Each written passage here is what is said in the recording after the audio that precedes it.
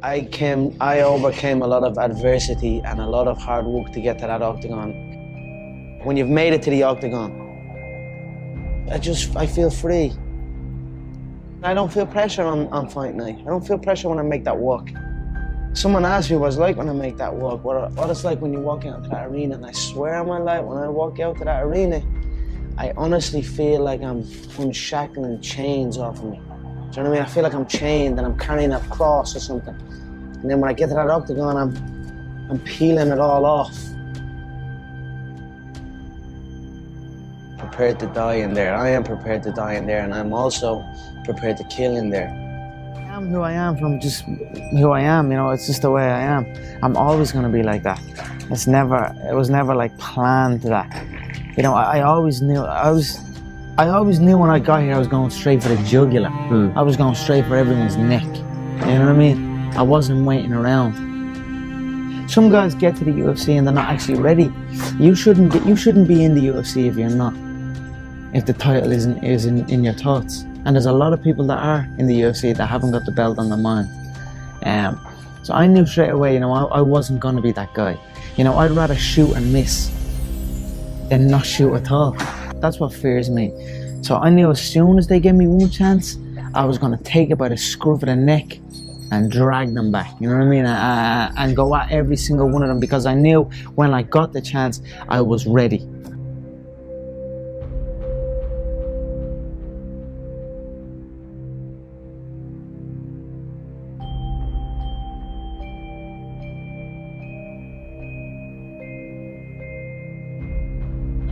In my home, like many other homes in Ireland, the real stress and the real fights come from the mortgage, come from the stress of home. A lot of people are getting evicted from their homes around here. So that's something that I've grew up with. That was a big stress in my family. It caused a lot of stress, so I just wanted to give it back and help. My mother and father are still young. Now they have their feet up, they can relax, they are in a new place, so it's good. That's something I always dreamed of.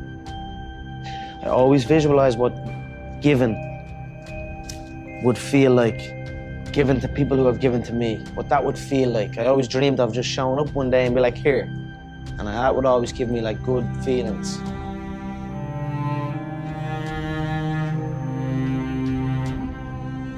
I don't know who inspires me, just people who go against the odds, I suppose. You know, people who do stuff that hasn't been done before, and people who do stuff that people say they can't do.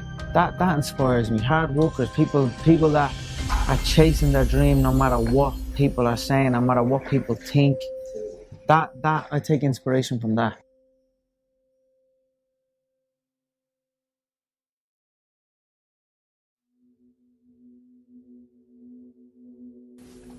The key to living the law of attraction. Some good shit. Some good little quotes and all like that. I like reading. I'm gonna just grab one anyway. Constant repetition carries conviction. Some good shit, isn't it? That's what I'm saying. These books are full of them. I really like when I read quotes and shit. I like take from them and just put my own thing to it. You know what I mean? Say it in my own way. Say it what way I'm at the scene. I mean, if you can see it here, and you have the courage enough to speak it, it will happen. So I see these shots, I see these sequences, and I don't shy away from them. A lot of times people believe in certain things, but they keep to themselves. They don't put it out there. You truly believe in it. If you become vocal with it, you are creating that law of attraction, and it will become reality. You know, if you have a clear picture in your head of something is going to happen, and a clear belief in that it will happen no matter what, then nothing can stop it. You know what I mean? It is destined to happen, and that's what happens. You know what I mean? It's perfect.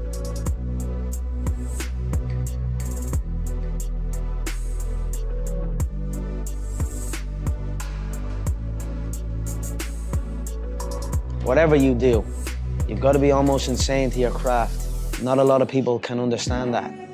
That's why I don't know about nothing else. I do not pay attention to nothing else. There was games of football on yesterday, there was rugby, there was this, there was that. And like normal society is like, let's talk about this and let's engage in this. And I can't do it. I just don't, people are talking to me and in my head I'm counting something. I'm counting up a number, or I'm knee deep in a sequence on the mat or on the feet.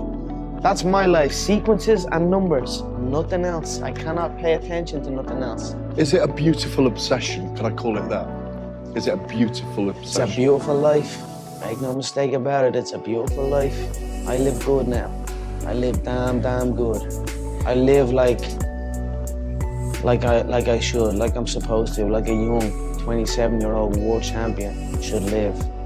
Nobody works harder than me inside the octagon, outside the octagon. I am a workhorse, so I'm going to enjoy the benefits of this life. I'm going to get myself a big mansion in Las Vegas. I'm going to get the soft top cars. I'm going to bring my whole team out. I'm going to spoil them and give them this life. Big steaks that size, we're eating every single night each. We're eating good, we're living good. It's human nature. Some people will sit and take positivity from that. They will look at that and take inspiration and inspire. It will inspire them to go and push for that. Others will shell up and critique it and be negative towards it. But one thing is for sure, those people will stay where they are. The people who take inspiration from it will rise up and also one day experience that life. So this is human nature. Some go one way, some go the other way. But I am enjoying my money, my hard-earned money that I have dedicated my life to.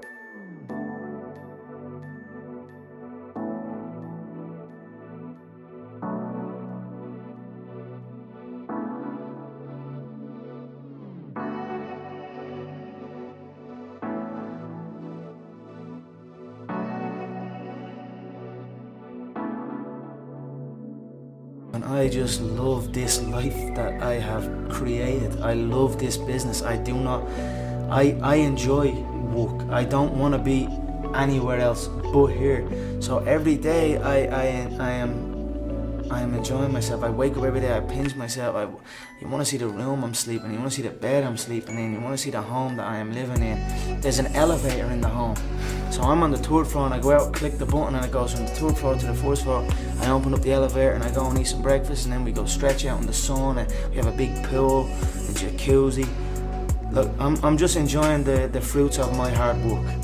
Well, it's nice to know that just by the way you describe it, the watch may be different, the shoes, the suits may be different, but that same guy is still in there. You're still very much appreciative of it all. That's the impression I get, at least. Yeah. And while gratitude is one of the most strongest forms of power in attracting good things. You know, if you truly feel grateful for the things in your life, I always felt grateful for even the small things. I always used to celebrate the small things. Now I might be celebrating the bigger things, but I always celebrate every little good thing that would happen to me in my life. Even before I had any kind of money or any of that, I would celebrate and I would feel grateful for it, and it just gave me more. And this is exactly the same thing that's happening right now. I still remain grateful and more comes.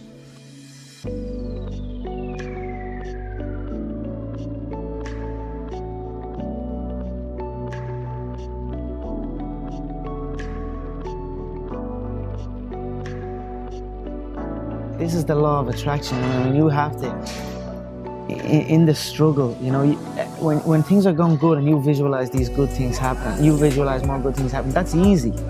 What's not easy to do is when things are going bad and you're visualizing the good stuff. And that was what I was able to do. I was able to, you know, even though I was having these troubles at home and even though I had no job, no, you know what I mean, or whatever, I was basically just using my imagination.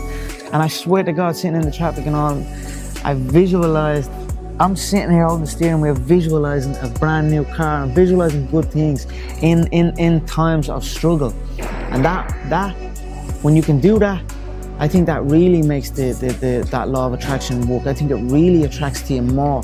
You know what I mean? Because that is harder to do when you're in the struggle to visualize these things.